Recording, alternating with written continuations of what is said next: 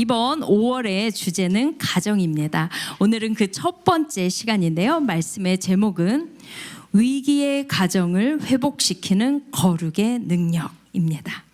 함께 보실 본문은 레위기 10장 1절에서 20절 말씀입니다. 저와 성도님들이 한 절씩 교대로 읽다가 마지막 절은 함께 읽도록 하겠습니다. 아론의 아들 나답과 아비후가 각기 향로를 가져다가 여호와께서 명령하시지 아니하신 다른 불을 담아 여호와 앞에 분향하였더니 불이 여호와 앞에서 나와 그들을 삼키매 그들이 여호와 앞에서 죽은지라. 모세가 아론에게 이르되 이는 여호와의 말씀이라. 이르시기를 나는 나를 가까이 하는 자 중에서 내 거룩함을 나타내겠고 온 백성 앞에서 내 영광을 나타내리라 하셨느니라. 아론이 잠잠하니 모세가 아론의 삼촌 우시엘의 아들 미사엘과 엘사반을 불러 그들에게 이르되 나와 너희 형제들을 성소 앞에서 진영 밖으로 메고 나가라 하매 그들이 나와 모세가 말한 대로 그들을 옷 입은 채 진영 밖으로 메어내니 모세가 아론과 그의 아들 엘르아살과 이다말에게 이르되 너희는 머리를 풀거나 옷을 찢지 말라. 그리하여 너희가 죽음을 면하고 여호와의 진노가 온 회중에게 미침을 면하게 하라. 오직 너희 형제 이스라엘 온 족속은 여호와께서 치신 불로 말미암아 슬퍼할 것이니라. 여호와의 관유가 너희에게 있은즉 너희는 회막문에 나가지 말라. 그리하면 죽음을 면하리라. 그들이 모세의 말대로 하니라. 여호와께서 아론에게 말씀하여 이르시되 너와 내 자손들이 회막에 들어갈 때에는 포도주나 독주를 마시지 말라. 그리하여 너희 죽음을 면하라. 이는 너희 대대로 지킬 영영한 규례라. 그리하여야 너희가 거룩하고 속된 것을 분별하며 부정하고 정한 것을 분별하고 또 나 여호와가 모세를 통하여 모든 규례를 이스라엘 자손에게 가르치리라.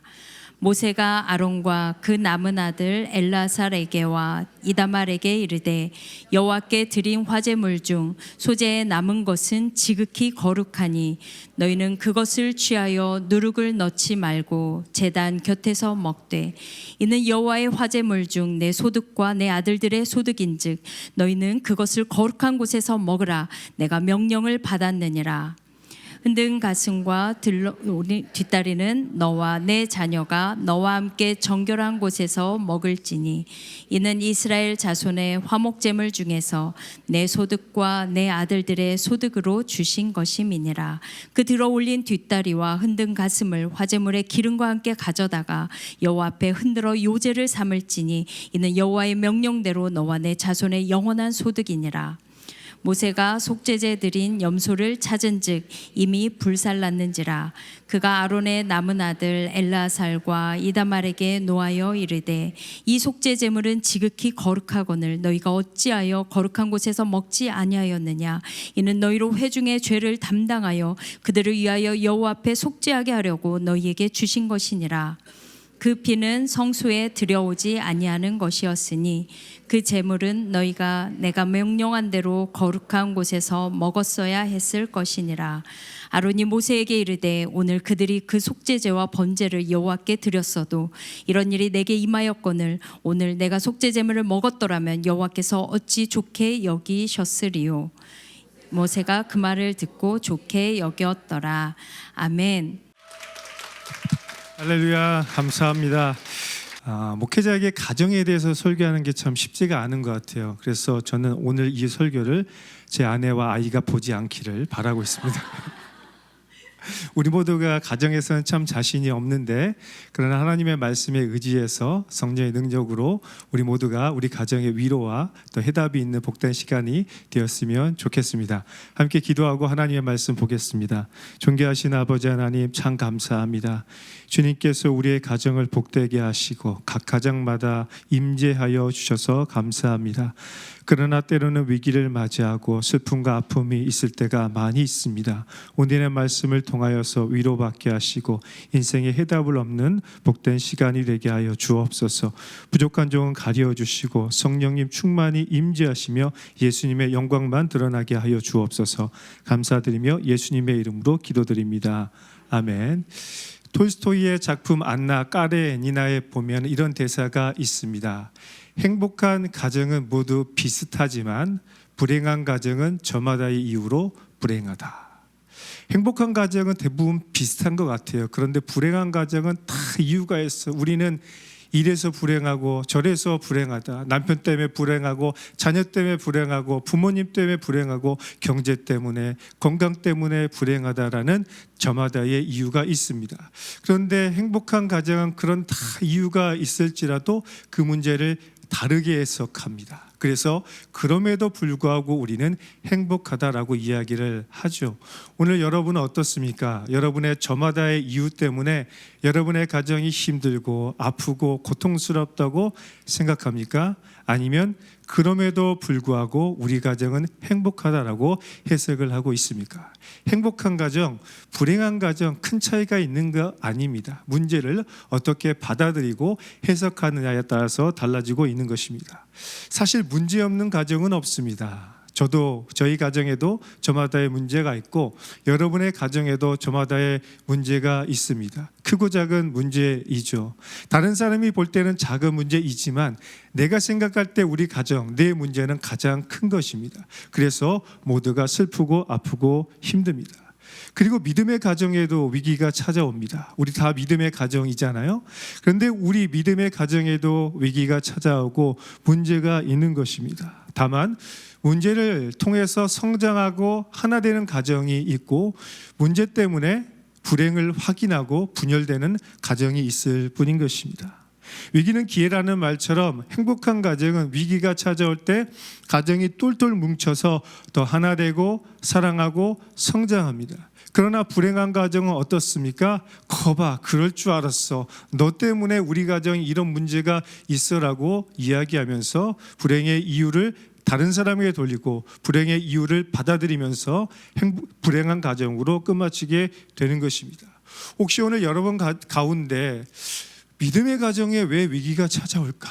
나는 믿는데, 나는 예배도 드리고 기도도 하는데 왜 우리 가정에는 이런 문제와 위기가 찾아올까 고민하는 그런 분들이 있습니까? 그렇다면 참 잘 오셨습니다. 오늘의 말씀이 여러분에게 큰 위로와 해답이 되길 예수님의 이름으로 축원합니다.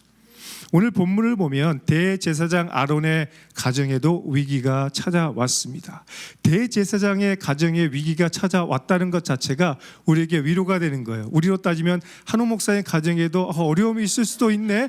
그러면 우리 가정에도 위기가 있을 수 있는 거지라고 일단 거기서부터 위로가 되는 것입니다. 여러분, 그런데 이 위기가요 언제 찾아왔을까요? 최고의 예배를 드린 직후에 찾아왔습니다. 레위기 9장에 보면 이스라엘 백성과 모세와 아론이 하나님께 최고의 예배를 드렸습니다. 그런데 그 최고의 예배 이후에 나답과 아비후가 드린 최악의 예배 때문에 모세의 그리고 또 아론의 그리고 또 이스라엘 공동체의 큰 슬픔과 아픔이 찾아온 것입니다. 1절과 2절의 말씀을 보겠습니다. 아론의 아들 나답과 아비후가 각기 향로를 가져다가 여호와께서 명령하시지 아니하신 다른 불을 담아 여호와 앞에 분향하였더니 불이 여호와 앞에서 나와 그들을 삼키매 그들이 여호와 앞에서 죽은지라.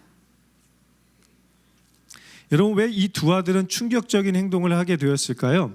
그리고 왜 하나님의 진노를 받게 되었을까요? 그리고 우리의 아들들, 우리의 자녀들은 왜 맨날 사고쳐서 우리의 진노를 받게 될까요? 레위기 9장에 보면 제사장 위임식 이후에 일어난 사건임을 우리는 알 수 있습니다. 아론이 백성들을 축복했습니다. 아론이 백성들을 축복하니까 여호와의 불이 하늘에서부터 임해서 하나님이 그 제물을 받아 주셨습니다. 그러니까 그 광경을 봤던 이스라엘 백성들이 깜짝 놀랐습니다. 그래서 엎드려서 소리 지르며 경배하게 되었습니다. 아론이 너무나 영광스럽고 멋져 보였을 것입니다. 두 아들이 아마 존경의 눈빛으로 아버지를 바라보았던 것 같습니다. 나도 아버지처럼 되고 싶다. 이스라엘 온 백성들에게 높임을 받고 영광을 받고 하나님께 쓰임받는 아버지 아론처럼 나도 그렇게 영광을 받고 싶다라는 마음이 생겼던 것 같습니다. 엄청난 감동과 감격 뒤에는 숨겨진 야망과 욕망이 일어나기 시작한 것입니다. 자신들도 아버지 아론처럼 영광과 높임을 받고 싶은 야망이 생기는 거예요. 여러분, 우리의 자녀들이 그렇잖아요. 아버지 어머니가 정말 멋진 모습을 보여주면 나도 아빠처럼 되고 싶다, 나도 엄마처럼 되고 싶다라는 마음을 대부분은 안 갖죠. 우리는 그렇게 안 살아가니까. 근데 그런 모습이 있을 때 나는 아버지의 뒤를 잇는, 어머니의 뒤를 잇는 그런 사람이 되고 싶다라는 생각을 하게 됩니다. 아론의 두 아들들 마음속에 이런 야망과 욕망이 생기기 시작한 것입니다. 그런데 이것은 두 아들들이 하나님과 이 직분에 대한 잘못된 생각과 태도 때문에 문제가 된 것입니다. 사실 나답과 아비후는 이 직분을 감당할 수 있는 준비가 안 된 것입니다. 여러분, 하나님이 주신 직분과 이 축복을 담을 그릇이 준비되지 않잖아요. 그러면 더 큰 문제가 생기는 것입니다. 여러분, 우리가 준비한 물그릇 그리고 밥그릇에 넘치도록 채워버리면 흘러버리잖아요. 그런 것처럼 이것을 담을 수 있는 준비가 안 됐는데 달라고 하면 문제가 되는 거예요. 여러분, 여러분의 자녀들에게 왜 요구하는 대로 다 주지 않습니까? 아버지, 어머니, 저에게 이것을 주옵소서라고 할 때 여러분이 안 주는 이유가 뭐예요? 아직 준비가 안 된 거죠. 주면 탈이 나니까 안 주는 거예요. 마찬가지로 지금 나답과 아비후는 준비가 안 됐음에도 불구하고 그것을 얻고 싶은 욕망과 야망 때문에 서로 경쟁하듯이 자기 방법대로 하나님께 예배를 드리기 시작합니다. 3절과 4절의 말씀을 보겠습니다. 모세가 아론에게 이르되 이는 여호와의 말씀이라. 이르시기를 나는 나를 가까이 있는 자 중에서 내 거룩함을 나타내겠고 온 백성 앞에서 내 영광을 나타내리라 하셨느니라. 아론이 잠잠하니 모세가 아론의 손자 우시엘의 아들 미사엘과 엘사반을 불러 그들에게 이르되 나와봐 너희의 형제들을 성소 앞에서 진영 밖으로 메고 나가라 하매. 여러분, 이 말씀과 같이 아론의 두 아들의 가장 큰 문제는 뭐였다고요? 하나님의 거룩과 영광을 너무나 쉽게 생각한 거예요. 준비되지 않은 채로 영광을 받으려 하다 보니까 오히려 하나님의 진노의 심판을 받게 된 것입니다. 잘못된 방식으로 예배드리는, 하나님의 방식이 아닌 자기 방식으로 예배를 드리다 보니까 서로 두 아들이 경쟁하듯이 내가 높임을 받겠다라고 한 것입니다. 높임받은 것이 아니라 오히려 추락하게 된 것입니다. 이 정도면 괜찮겠지, 이렇게 해도 되겠지라는 이 안일한 태도가 두 아들들을 죽음에 내몰고 가정이 붕괴되고 아픔을 얻게 되는 위기가 찾아오게 된 것입니다. 여러분, 이처럼 아론의 두 아들의 가장 큰 문제는 뭐였습니까? 거룩의 경계선을 지키지 않은 것입니다. 오늘 대제사장 아론의 가정에 있어서 가장 큰 문제는 거룩을 잃어버린 것에 있는 것입니다. 제사장이 지켜야 될 거룩의 경계선과 거룩의 책임을 제대로 감당하지 못하니까 더 무거운 책임과 심판을 받게 되어 그곳에서 하나님의 진노의 불을 내리게 된 것입니다. 하나님의 영광의 불을 보고 감동해서 다른 불을 드렸더니 하나님의 진노의 불을 받게 된 것입니다. 왜 그렇다고요? 거룩의 경계를 지키지 않았기 때문인 것입니다. 여러분, 여기서 우리는 거룩이 얼마나 중요한지 배우게 됩니다. 거룩은 우리를 불편하게 만들고 두렵게 만드는 것이 아니라 사실 우리를 지키는 것입니다. 우리를 살리는 바운더리이고 우리를 살리는 힘인 것입니다. 그래서 오늘 우리는 거룩을 중요하게 생각해야 합니다. 그런데 때로는 거룩이 너무나 답답하고 고리타분한 것처럼 느껴질 때가 있어요. 이렇게 살아가야 되는가? 꼭 이렇게 해야 될까라고 생각할 때가 있죠.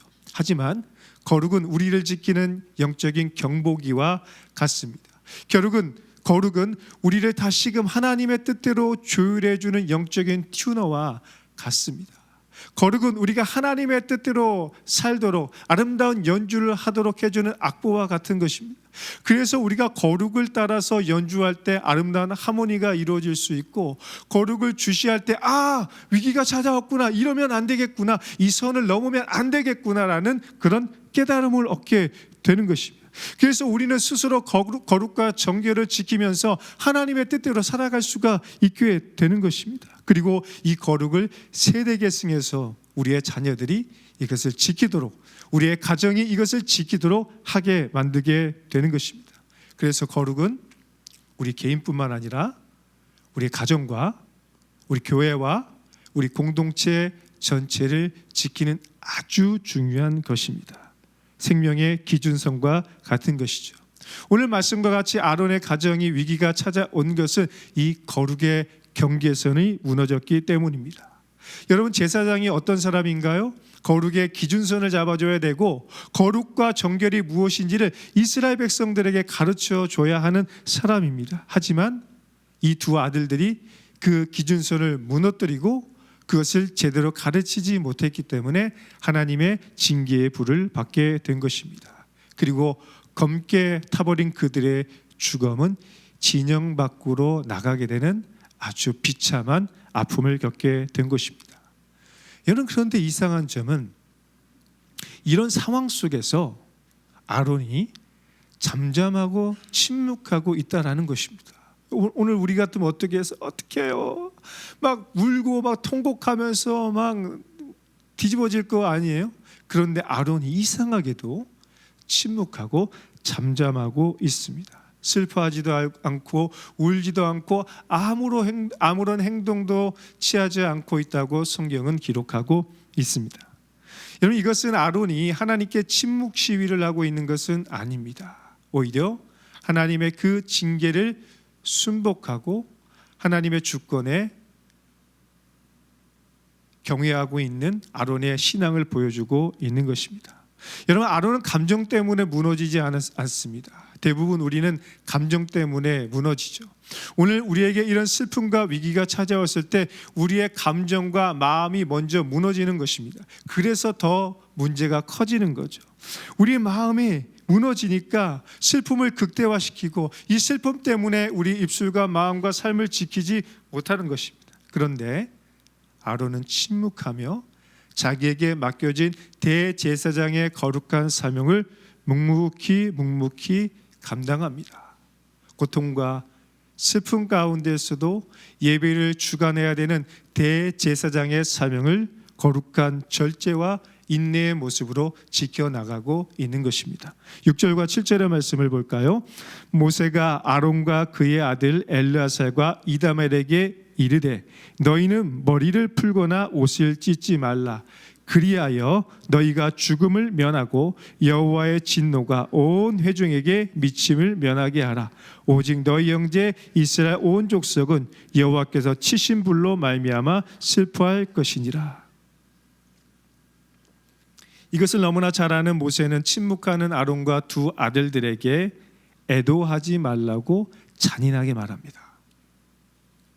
여러분, 만약 누군가가 여러분에게 슬픔과 위기가 찾아왔는데 슬퍼하지 마세요. 애도하지 마세요.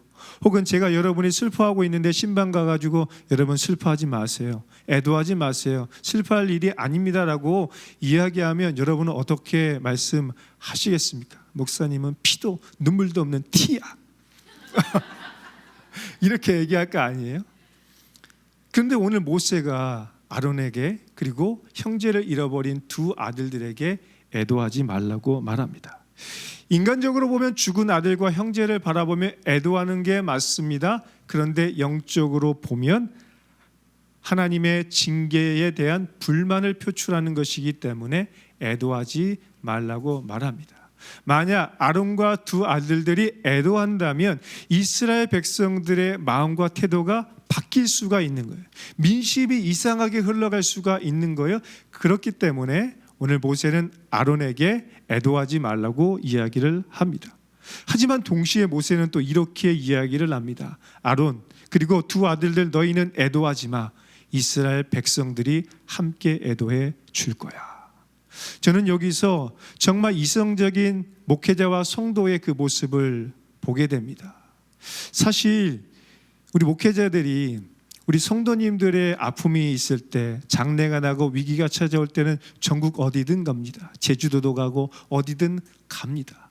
그런데 가까이 있는 저희 가족들, 부모님들 찾아뵈는 것은 쉽지가 않아요. 이게 목회자의 삶이죠. 그런데 그런 목회자를 보면서 여러분들은 어떤 마음을 가지십니까? 여러분이 대신 우리를 위해 기도해 주시고 우리를 위해 기뻐해 주시고 우리를 위해 슬퍼해 주지 않으십니까? 저는 이것이 목회자와 성도의 아름다운 관계라고 생각을 합니다. 우리는 우리의 가정을 돌보기 이전에 성도들의 가정과 삶을 돌보기에 애를 씁니다. 하나님, 제가 책임질 수 없으니 하나님이 저와 우리의 가정을 책임져 주옵소서. 저는 목회에 충실히 다하겠습니다. 그럴 때 누가 우리를 위해 울어주죠? 바로 성도들이 우리를 위해 울어주고 성도들이 우리를 위해서 기도해 주는 것입니다. 그렇죠? 그렇지 않다면 회개하시고 오늘부터 기도하시기 바랍니다. 사랑하는 여러분, 목회자는 여러분을 위해 눈물을 흘리고 기도합니다. 성도도 마찬가지로 목회자를 위해 눈물을 흘리고 기도합니다. 오늘 아론과 이스라엘 백성의 모습이 그랬습니다. 아론은 자기 아들의 죽음에 애도하지 못했지만 이스라엘 온 백성들이 애도하면서 함께 기도해주는 아름다운 모습을 보여주고 있죠. 오늘 내가 내 문제로 슬퍼할 수 있는 여유가 없고 또 힘이 없을 때 누군가 나를 위해 기도해 준다면 얼마나 큰 힘이 되겠습니까? 윤복희 권사님의 노래처럼 내가 만약 외로울 때면 누가 나를 위해 울어주죠? 바로 여러분, 이렇게 하시잖아요. 바로 여러분, 누군가가 나를 위해 기도해 주는 것. 우리의 순원들이, 우리의 목회자들이, 우리의 성도들이 서로를 위해 기도해 주는 그런 아름다운 이상적인 가정을 세워 나갈 때에 우리는 무너진 그 자리에서 다시 일어날 수가 있게 되는 것입니다. 혹시 오늘 여러분 가운데 슬퍼할 여유도 없고 또 다시 일어날 용기와 힘도 없는 분들이 있습니까? 그렇다면 적어도 여기에 있는 우리가 여러분을 위해 기도해 줍니다. 여러분의 공동체 담당 목회자와 여러분의 순장님과 수련들과 함께 사역하는 성도님들이 여러분을 위해서 기도해 주고 있는 것입니다. 그러므로 혹시 오늘 슬픔과 절망 가운데 낙심하여 주저하고 있는 성도님들이 있습니까? 오늘 이 말씀을 붙잡고 다시 일어나시길 예수님의 이름으로 축원합니다. 이제 아론은 공동체의 애도와 위로를 받으며 다시 일어나기 시작합니다. 그러자 이제 하나님께서 아론에게 직접적으로 말씀하기 시작하죠. 두 아들의 죽음을 통해서 아주 중요한 레슨을 하고 있는 것입니다. 바둑에서 복기가 중요하듯이 영적인 복기를 하고 있는 것이죠. 8절과 9절의 말씀 보겠습니다. 여호와께서 아론에게 말씀하여 이르시되 너와 내 자손들이 회막에 들어갈 때에는 포도주나 독주를 마시지 말라. 그리하여 너희 죽음을 면하라. 이는 너희 대대로 지킬 영원한 규례라. 두 아들의 첫 번째 문제는 음주운전보다 더 무서운 음주사역을 한 것입니다. 포도주나 독주를 마시지 말라는 건 뭐예요? 그들이 포도주나 독주를 마시고 정신이 혼미한 상태에서 다른 분의 예배를 드린 겁니다. 여러분, 음주운전도 끔찍하고 무서운 것이지만 음주사역만큼 무서운 것이 없습니다. 역시 여러분 혹시 음주사역을 하실 마음이 있으시다면 아론의 아들들과 같은 징계를 받게 될 것입니다.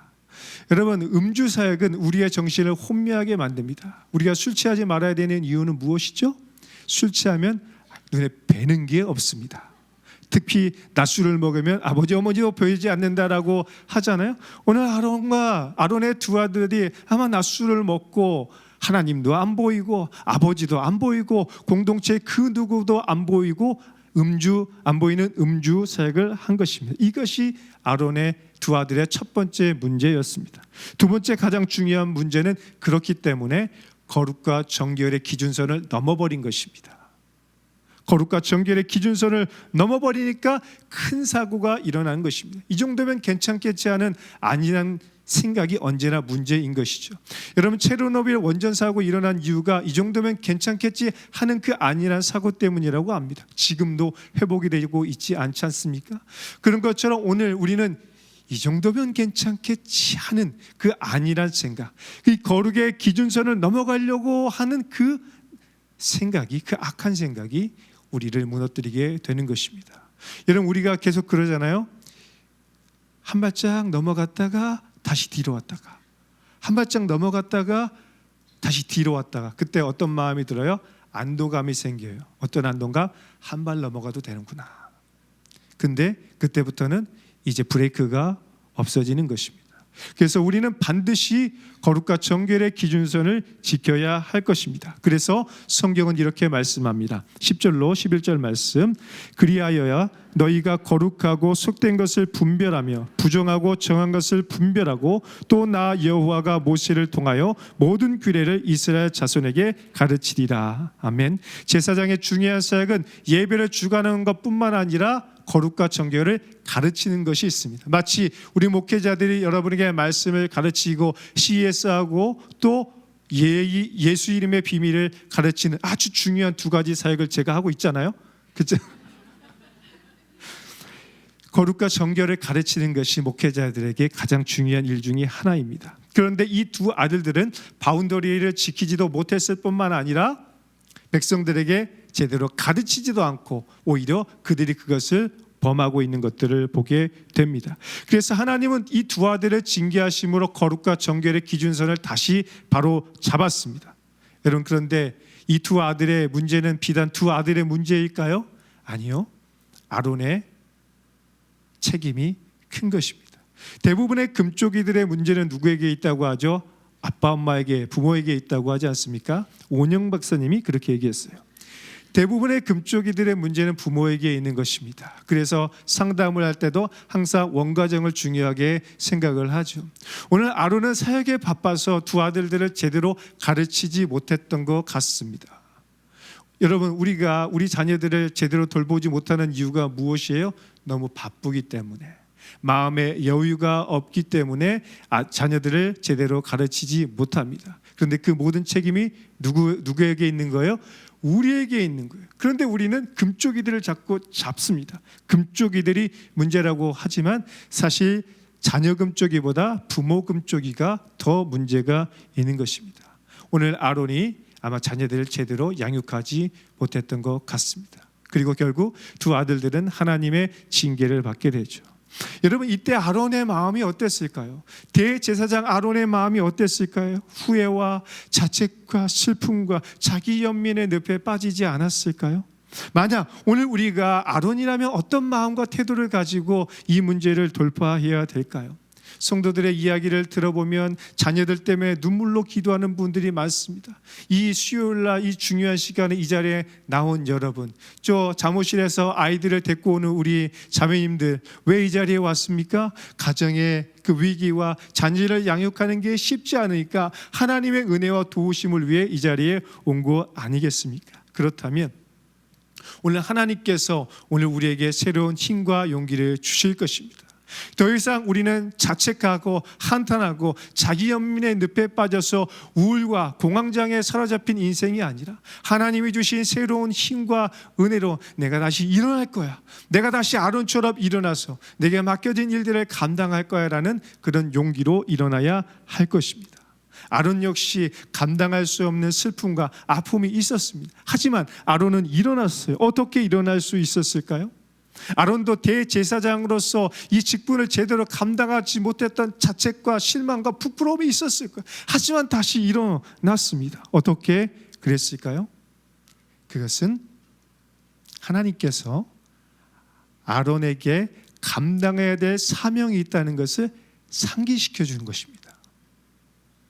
여러분, 하나님은 이상하게도 우리가 힘들고 지치고 쓰러져서 누워있을 때 링겔을 놔주시는 것이 아니라 오히려 다시 일어나서 사명을 감당하라고 이야기합니다.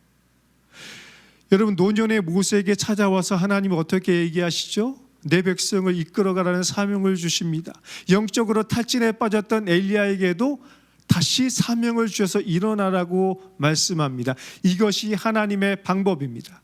여러분, 우리의 방법은 뭐예요? 우린 더 쉬어야 돼요. 더 누워야 돼요. 링겔 맞아야 돼요. 비타민 먹어야 돼요. 그러나 하나님 그게 아니라 다시 일어나 사명을 감당하라고 말씀하고 있습니다. 이런 점에서 모세는 아론을 일으켜 세워줄 수 있는 최고의 적임자였어요. 왜 그렇습니까? 모세도 슬픔을 극복하고 일어났던 사명자였습니다. 모세도 80세 노인이 되었을 때까지 아무것도 할 수 없었지만 하나님이 주신 사명으로 호렙산 떨기나무에서 다시 일어난 경험이 있는 사람이기 때문인 것입니다. 그래서 모세가 아론을 세우기에 적합한 인물인 것입니다.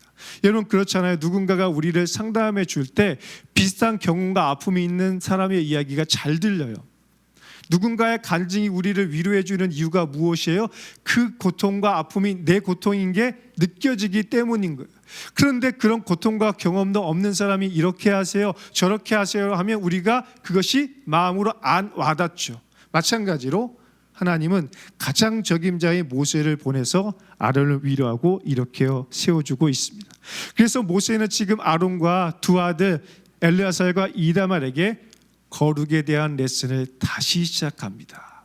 예배와 개론과 실제를 다시 가르치는 거죠. 12절로 13절 볼까요?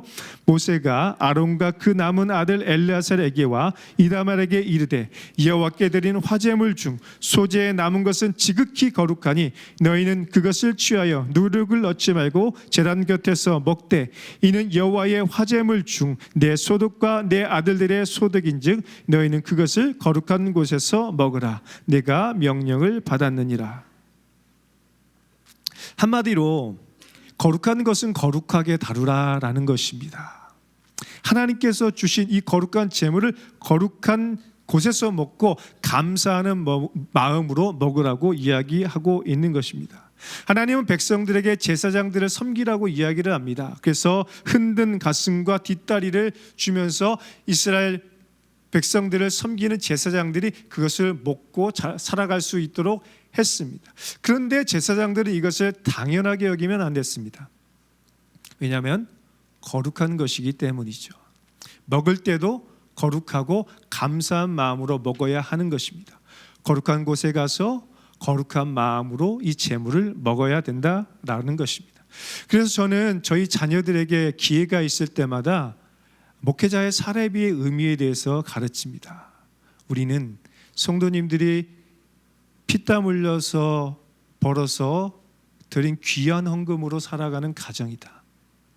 그리고 성도님들이 가끔 주시는 케이크와 과일과 등등등의 가끔 주는 재물들을 당연하게 여겨서는 안 된다. 왜냐하면 이것은 아빠를 좋아해서 주는 것이 아니라 하나님께 드리는 마음으로 주시는 것이기 때문이야. 그래서 목회자의 가정인 자녀인 너희들은 헌금으로 살아가는 자녀들이기 때문에 이 귀한 예물을 소중하게 써야 된다라고 가르치지만 잘 안 듣습니다. 하지만 그들의 아이들 마음속에 그것들이 계속해서 각인되고 있는 것입니다. 여러분, 하나님이 우리에게 주신 소중한 것은 소중하게 다루어야 합니다. 목회자뿐만 아니라 우리 성도님들의 가정도 마찬가지입니다. 하나님이 주신 재물과 시간과 배우자와 자녀와 모든 환경을 거룩하게 다루어야 하는 것입니다. 여러분, 오늘 우리가 무엇을 중요한 가치로 여기느냐에 따라서 우리의 삶도 달라지고 우리가 어떤 가치를 가지고 우리의 자녀들을 양육하느냐에 따라서 우리의 자녀들도 그것을 귀신같이 압니다. 우리 부모가 무엇을 중요하게 생각하는지, 교회 공부 안 해도 돼, 교회 열심히 다녀도 돼라고 이야기는 하면서도 성적을 맨날 쥐잡듯이 잡고, 좋은 성적 받아오면 정말 기가 입에 걸리고, 그런데 성적 안 나오면 막 애들 쥐잡듯이 잡고, 이러면 우리 자녀들이 우리 부모가 어떤 가치를 가지고 있는지 정확하게 압니다. 그래서 오늘 우리는 우리 자녀들과 우리 가족들에게 진짜 소중한 가치가 무엇인지를 제대로 보여줘야 합니다. 아브라함 링컨은 말하기를, 아이는 당시에 내 말을 듣지는 않을 수 있습니다. 하지만 당신을 따라하게 됩니다 라고 이야기를 했습니다. 오늘 우리는 우리의 입술로 가르치는 것이 아니라 우리의 삶의 족적으로 우리의 자녀들을 가르쳐야 할 것입니다. 그러므로 우리는 할 수만 있다면 거룩한 길을 걸어가고 거룩을 선택해야 합니다. 거룩을 가르쳐야 됩니다. 그럴 때 우리는 아론의 두 아들들 그리고 엘리의 두 아들들과 같은 비참한 아픔을 겪지 않게 될 것입니다. 사랑하는 여러분, 오늘날 가정의 위기는 무엇에서 찾아옵니까? 그것은 너무나 친밀한 영적 교제가 없는 거예요. 시간적으로 교제할 시간이 너무 없는 거예요. 저도 저희 자녀들이 잠자고 있을 잠자기 전에 먼저 자고 잠자고 있을 때 새벽에 먼저 나오니까 어떤 날은 며칠 동안 아이들이 깨어있는 모습을 보지 못할 때가 있습니다. 시간적으로 물리적으로 가르칠 수 있는 시간이 절대적으로 부족합니다. 그래서 틈만 나면 가능한 시간에 제가 소중하게 여기는 가치를 전하려고 하고 사랑과 위로의 말을 하려고 합니다. 그 모습을 바라보는 저희 아내가 흐뭇한 미소와 함께 아이들에게 하는 밥만 나에게 해봐라 이렇게 얘기를 할 때가 많이 있습니다. 여러분, 우리는 살아가면서 살아가기도 너무나 바쁩니다. 시간이 없습니다. 그런데 여러분은 여러분의 자녀들에게 사랑과 위로의 말을 많이 하십니까? 아니면 세속적 가치와 성공을 위한 말을 많이 하고 있습니까? 그렇다면 오늘 우리는 사랑과 은혜가 없는, 우리 집은 사랑과 은혜가 없는 하우스에 불과할 것입니다. 하지만 오늘 우리가 하나님의 사랑과 위로를 전하는 언행을 하게 될 때 영적인 온기가 따뜻한 홈이 될 것입니다. 사랑하는 여러분, 오늘 우리의 가정이 어떤 가정이 되어야 할까요? 오늘의 말씀과 같이 말씀에서 보는 것처럼 아론의 가정처럼 위기 가운데 넘어진 그런 가정이 되어야 할까요? 그 문제는 어디에서부터 시작됐다고요? 거룩의 경계선이 무너졌기 때문입니다. 그런데 이 위기의 가정을 다시 회복시키는 것도 거룩을 회복하는 것에서부터 시작합니다. 거룩은 행복과 불행을 0점 조정하는 것과 같습니다. 그래서 오늘 우리가 다시 거룩을 회복하기 위해서 우리의 입술을 지키고 우리의 마음을 회복하게 될 때 우리의 깨어진 가정들이 다시 회복하게 될 것입니다. 여러분, 아론과 같이 그의 입술과 마음을 지켜서 불평과 원망을 하는 것이 아니라 하나님이 기뻐하시는 선택을 할 때 우리는 우리의 위기의 가정이 다시 회복되게 될 줄 믿습니다. 그래서 우리는 순간의 감정에 휩싸여서 그 순간의 감정에 무너져서 우리의 입술을 막 함부로 사용하고 또 우리의 언행이 막 거칠어지지 않도록 우리의 마음과 입술을 지켜야 할 것입니다. 오늘 아론은 그렇게 자신의 마음과 입술을 지키게 되자 거룩하고 지혜로운 선택을 하게 됩니다. 19절로 20절 말씀 보겠습니다. 아론이 모세에게 이르되 오늘 그들이 그 속죄제와 번제를 여호와께 드렸어도 이런 일이 내게 임하였거늘 오늘 내가 속죄 제물을 먹었더라면 여호와께서 어찌 좋게 여기셨으리요. 모세가 그 말을 듣고 좋게 여겼더라. 아론은 불과 같이 화를 내는 모세에게 이제 침묵을 깨고 이렇게 이야기를 합니다. 그 제물을 원래 먹었어야 하지만 그 제물을 하나님께 드렸어도 하나님이 받지 않으셨는데 우리가 어찌 내 권리만 주장할 수 있겠습니까? 그것을 다시 하나님 앞에 내어놓고 겸비한 모습으로 회개하는 모습으로 거룩과 정결을 다시 세워가겠습니다. 모세는 그 말을 듣고 좋게 여겼다라고 말씀하고 있습니다. 아론의 가정이 다시 회복되고 있는 것입니다.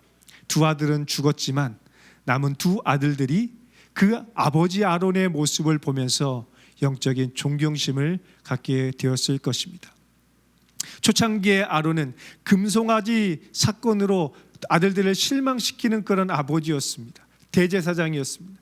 그런데 이 두 아들들의 죽음 앞에서 이 영적인 고통을 낭비하지 않은 아론은 이스라엘 백성들에게 존경을 받고 모세조차도 좋게 여기며 아들들의 존경을 받는 이스라엘의 대제사장 그리고 좋은 아버지의 모습을 갖게 된 것입니다. 여기서 저는 위대한 대제사장 예수 그리스도의 모습이 어렴풋이 보이기 시작했습니다. 겟세마네 동산에서 거룩한 침묵과 거룩한 기도로 하나님 앞에 나아가서 자기 자신을 거룩한 산제물로 드려 우리를 구원하여 주신 그 위대한 대제사장 예수 그리스도의 모습이 이 아론의 회복된 모습 속에서 보이기 시작했습니다. 사랑하는 여러분, 부모인 우리도 때로는 무너지고 넘어질 수 있습니다. 그러나 다시 거룩의 능력을 붙잡고 회복한 우리의 모습 속에서는 아론과 같이 예수 그리스도의 형상과 향기가 나타나게 될 것입니다.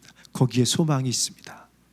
오늘 아버지 된 여러분, 어머니 된 여러분이 다시 거룩의 능력을 회복하고 일어나시길 예수님의 이름으로 축원합니다.